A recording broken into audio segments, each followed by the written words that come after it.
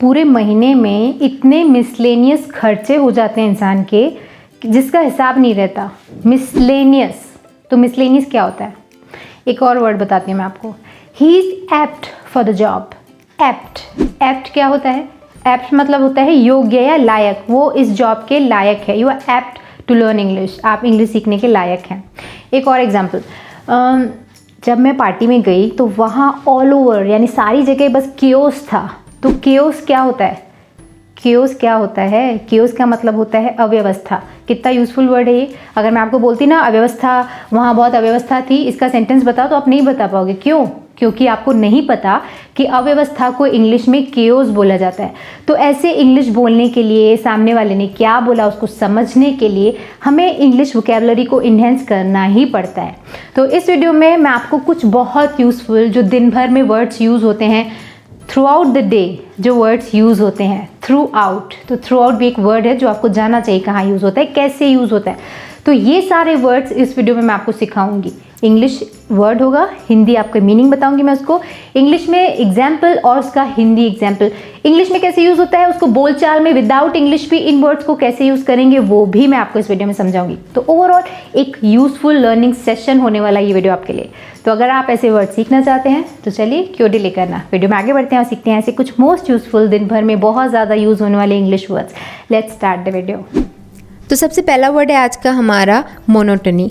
Monotony का मतलब होता है एक रास्ता, नीरसता या फिर ऊब। जब आप एक तरीके की लाइफ में बोर हो जाते हो, ऊब जाते हो, यानी एक रास्ता आ जाती है, जब चेंज नहीं होता तो उसको बोलते हैं मोनोटनी। एग्जाम्पल देखिए, आपको समझ में आ जाएगा। I would escape the monotony of everyday life. I want to escape the monotony, यानी मैं रोज़मर्रा की ज़िंदगी की एक रास्ता से बचना चाहता हूँ। जैसे आपका डेली रूटीन है, 9 to 5 जॉब है, डेली वही जॉब को रूटीन फॉलो करते एक रास्ता आ जाती है, इंसान बोर हो जाता है, ऊब जाता है, तो उसको बोलते हैं मोनोटोनी। और उसको ब्रेक करने के लिए लोग ट्रिप पर जाते हैं and so many options are there, but monotony का मतलब आई गेस आपको समझ में आ गया। नेक्स्ट वर्ड है हमारी लिस्ट में सिग्निफिकेंस। सिग्निफिकेंस का मतलब होता है महत्व, अर्थ, महत्ता या अभिप्राय। अब सिग्निफिकेंस के दो यूजेस हैं। 4 वर्ड्स, मैंने 4 मीनिंग्स लिखे हुए हैं, बट इसका एक्चुअल जो मतलब हुआ वो 2 मीनिंग्स हैं। पहला है महत्व या महत्ता यानी इम्पॉर्टेंस, और दूसरा है अभिप्राय या फिर अर्थ यानी उसका मीनिंग। इस चीज़ का सिग्निफिकेंस क्या है, यानी अब इसका दोनों तरीके से यूज़ हो सकता है कि इस चीज़ का महत्व यानी इम्पोर्टेंस क्या है, या दूसरा इसका अर्थ क्या है या इसका अभिप्राय क्या है। ठीक है, तो सिग्निफिकेंस के दोनों यूजेस होते हैं। एग्जाम्पल देखिए, this meeting is of great significance. This meeting is of great significance यानी इस मुलाकात का या इस मीटिंग का बहुत महत्व है, इस मीटिंग का सिग्निफिकेंस बहुत ज़्यादा है। ओके, उस एम्प्लॉय का बहुत सिग्निफिकेंस है हमारी ऑफिस में। तो सिग्निफिकेंस मतलब बहुत ज़्यादा महत्व। नेक्स्ट वर्ड है हमारी लिस्ट में प्रोवोक। प्रोवोक का मतलब होता है उकसाना, भड़काना या उत्तेजित करना, उत्तेजना देना। ठीक है, यहाँ पे मैंने उत्तेजित देना लिखा हुआ है विच इज़ रॉन्ग। उत्तेजना देना या उत्तेजित करना। तो प्रोवोक बहुत सिंपल वर्ड है, उकसाना, कि तुम उसको प्रोवोक क्यों कर रहे हो, यानी ऐसे भड़काऊ शब्द बोलना जिससे सामने वाला एकदम भड़क जाए, तो उसको बोलते हैं प्रोवोक करना। Example, she said it deliberately to provoke me. She said it deliberately, deliberately का मतलब होता है जानबूझकर। शी सेड इट डिलिबरेटली यानी उसने वो जानबूझकर कहा टू प्रोवोक मी, मुझे भड़काने के लिए। तो ये एक बहुत सिंपल वर्ड है, इसे विदाउट इंग्लिश भी ऐसे इन जनरल बहुत ज़्यादा इसका यूज़ होता है। वो हमेशा ऐसी बातें करती है जिससे सामने वाला प्रोवोक हो जाए, उसका नेचर ये प्रोवोक करने का। So provoke is a common word. Next word है हमारी लिस्ट में डिलिबरेटली। इसका मीनिंग है मैंने आपको ऑलरेडी बता दिया, जानबूझकर। एग्जाम्पल एक और देख लीजिए इसके ऊपर, she deliberately ignored my question. She deliberately ignored my question यानी उसने जानबूझकर मेरे सवाल को इग्नोर किया। जानबूझकर यानी डिलिबरेटली उसने मेरे सवाल को अनसुना कर दिया। ये भी एक अच्छा वर्ड है। Next word chaos. केओस का मतलब होता है अव्यवस्था, गड़बड़ी या फिर अस्त व्यस्तता। केओस, किचन में केओस हो जाता है जब आप खाना बना के निकलते हो। केओस यानी अस्त व्यस्तता हो जाती है उधर पर, अव्यवस्था फैल जाती है, राइट। तो केओस का एक और एग्जाम्पल देख लीजिए, the kitchen was in chaos. The kitchen was in chaos, यानी किचन अस्त व्यस्त था, या there was chaos in all over the road, पूरे रोड में अस्त व्यस्तता थी या फिर अव्यवस्था थी पूरे रोड में। ओके, तो केओस एक बहुत बहुत बहुत ज़्यादा यूज़ होने वाला ब्यूटीफुल इंग्लिश वर्ड है। Next word to let. आपने कई बार बिल्डिंग पर बड़े बड़े होर्डिंग्स देखे होंगे जहाँ पर लिखा होता है टू लेट। टू लेट को कई लोग टॉयलेट समझते हैं, which is not right. To let का मतलब होता है भाड़े या फिर किराए पर उपलब्ध है। टू लेट, लेट मतलब देना, टू लेट देने के लिए है। अगर किसी बिल्डिंग पर टू लेट लिखा हुआ है मतलब वो बिल्डिंग किराए पर देने के लिए उपलब्ध है। देखिए इसका example, there is a flat to let in our colony. There is a flat to let in our colony, यानी हमारी कॉलोनी में किराए के लिए एक फ्लैट है, there is a flat to let, किराए पर देने के लिए इन आर कॉलोनी, हमारी कॉलोनी में। Next word fatal. फटल का मतलब होता है घातक या फिर जानलेवा, बहुत गंभीर अगर हो कोई चीज़ तो उसको बोलते हैं फटल।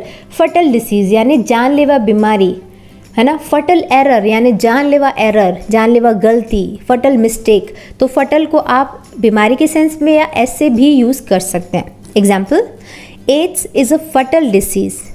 एड्स इज़ अ फटल डिसीज़ यानी एड्स एक जानलेवा, एक फटल बीमारी है। Next word reluctant. Reluctant is a very very nice word जिसका मतलब होता है अनिच्छुक, असंतुष्ट, हिचक या फिर विमुख। इसको अगर आप बहुत साधारण शब्दों में समझना चाहें तो रिलक्टेंट का मतलब होता है अगर आप किसी चीज़ को करने को लेके रिलक्टेंट हैं तो इसका मतलब आप उसको करने को लेके हिचक रहे हैं या फिर आप बेमन तरीके से उसे कर रहे हैं।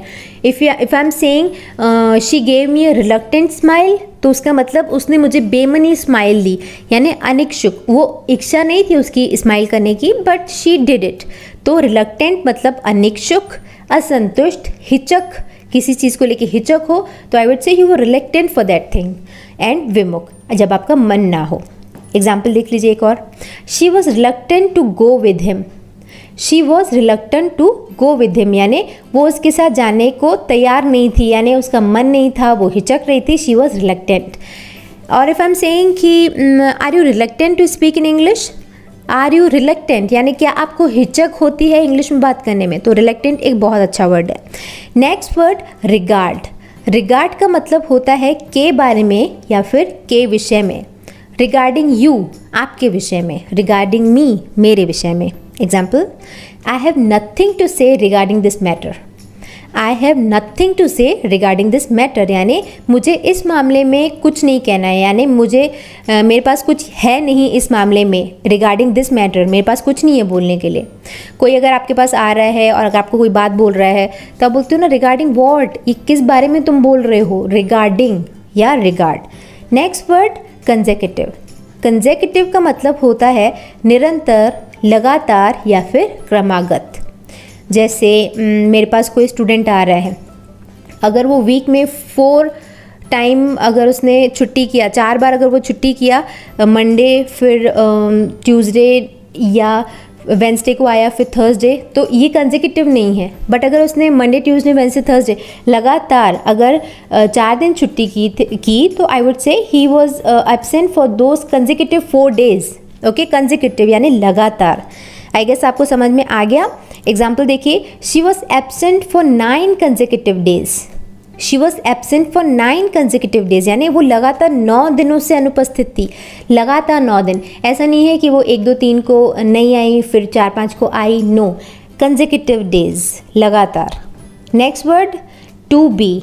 अब टू बी एक बहुत अच्छा वर्ड है जिसका मतलब होता है होने वाला। Husband to be, he is my husband to be, वो मेरे होने वाले पति हैं।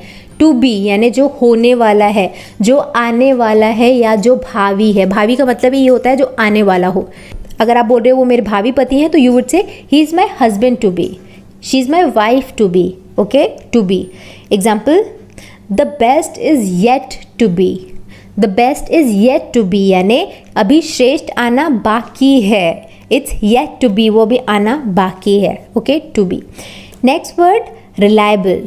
रिलायबल का मतलब होता है भरोसेमंद या फिर विश्वसनीय।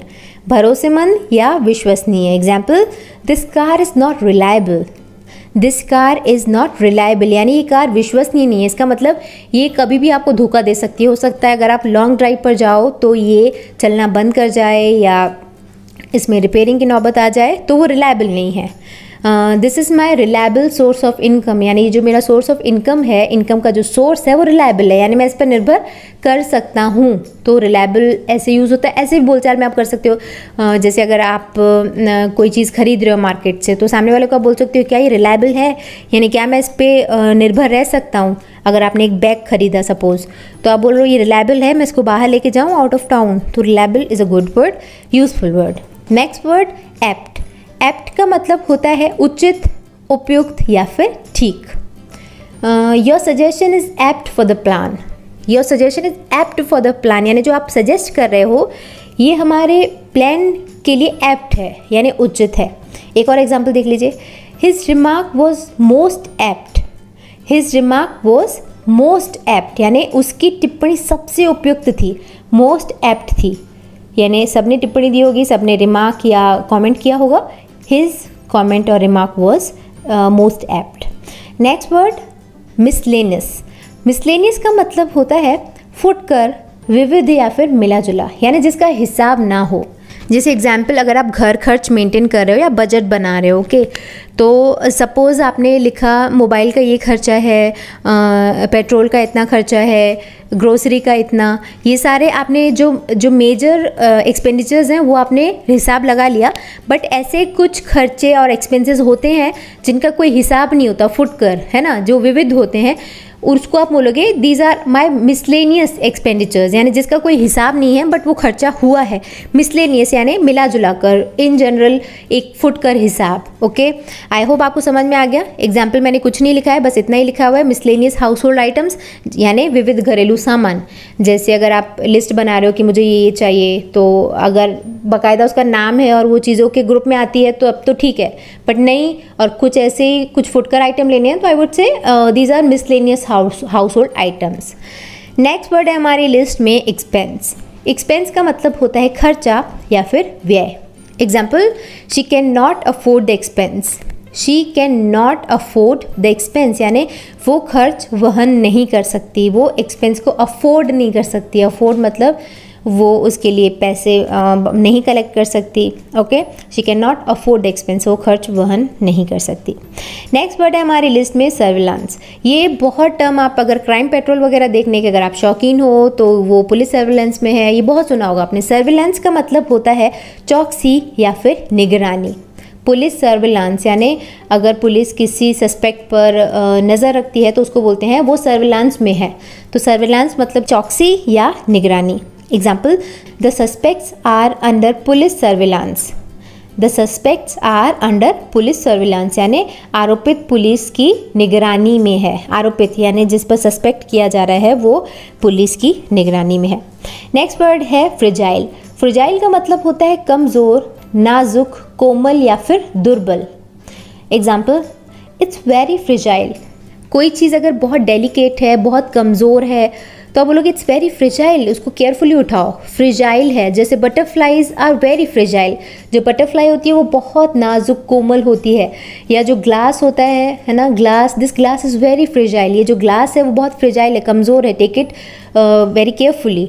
तो इस तरीके से फ्रिजाइल यूज़ होता है। इट्स वेरी फ्रिजाइल मतलब ये बहुत नाजुक है। नेक्स्ट वर्ड है हमारी लिस्ट में रिकॉग्नाइज्ड। रिकॉग्नाइज्ड का मतलब होता है पता लगाना।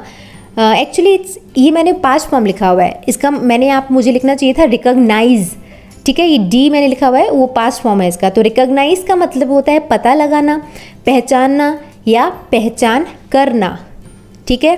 Example, he recognised her voice instantly.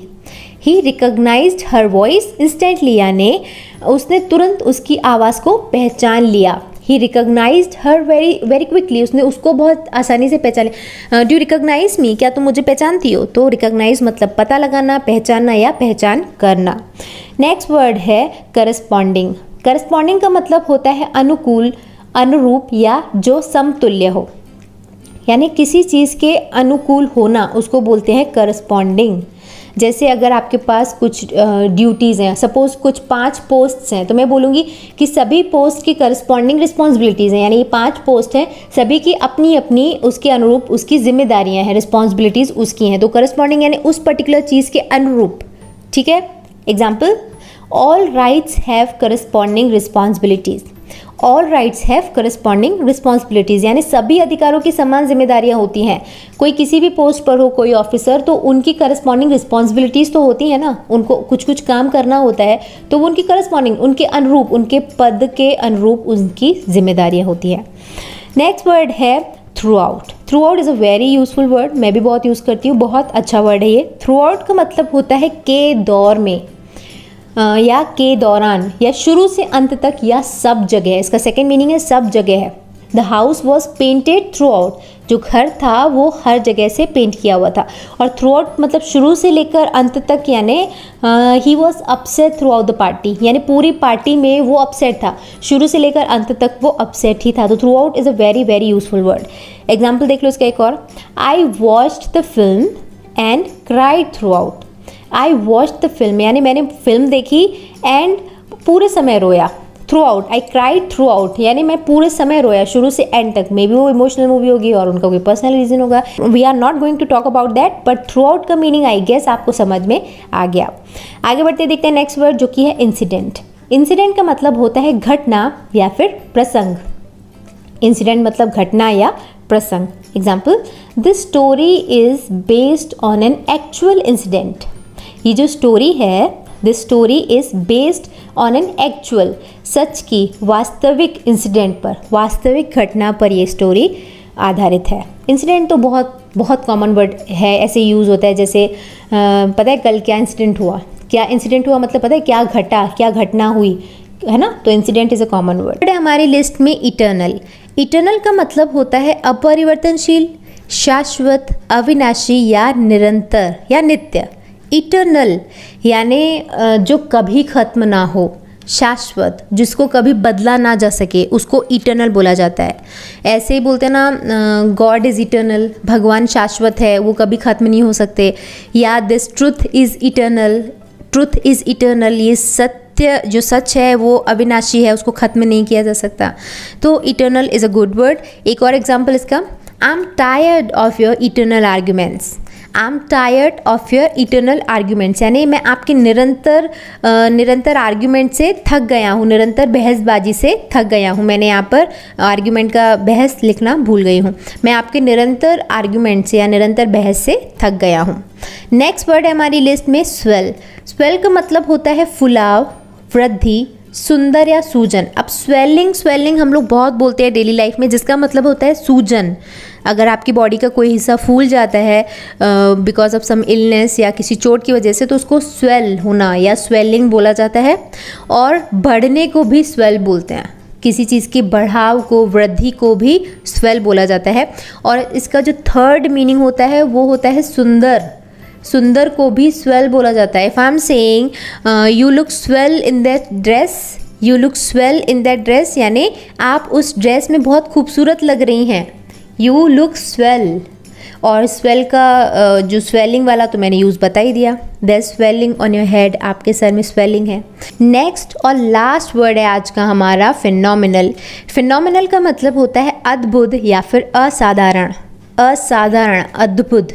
Example, the results have been phenomenal.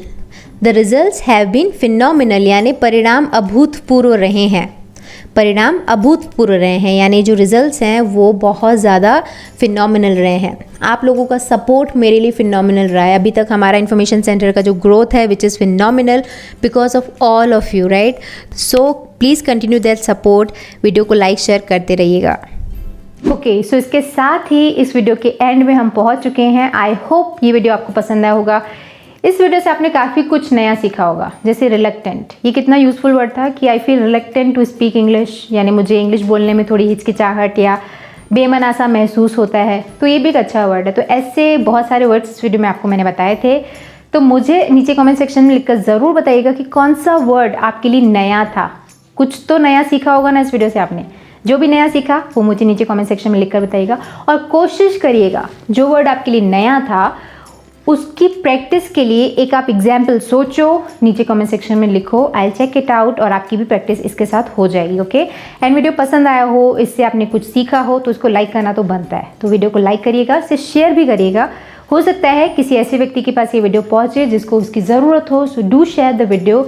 And अगर आप ऐसे ही वीडियो लेसन्स और देखते रहना चाहते हैं तो इन्फॉर्मेशन सेंटर को सब्सक्राइब ज़रूर करिएगा, और उसके बाजू में जो बेल आइकन है उसको प्रेस कर दीजिएगा। अगर आप ऐसा करते हैं तो इस चैनल पर जब भी कोई नया वीडियो अपलोड होगा, और वीडियोस ऐसे ही रहेंगे बोलचाल वाले, स्पोकन इंग्लिश वाले, तो अगर वो वीडियोस का नोटिफिकेशन आप अपने मोबाइल में चाहते हैं तो वीडियो का नोटिफिकेशन पाने के लिए चैनल को सब्सक्राइब जरूर करिएगा। On that note I am signing off. मिलते हैं हमारे अगले वीडियो में एक और टॉपिक के साथ। See you in the next video. Bye bye, thanks for watching.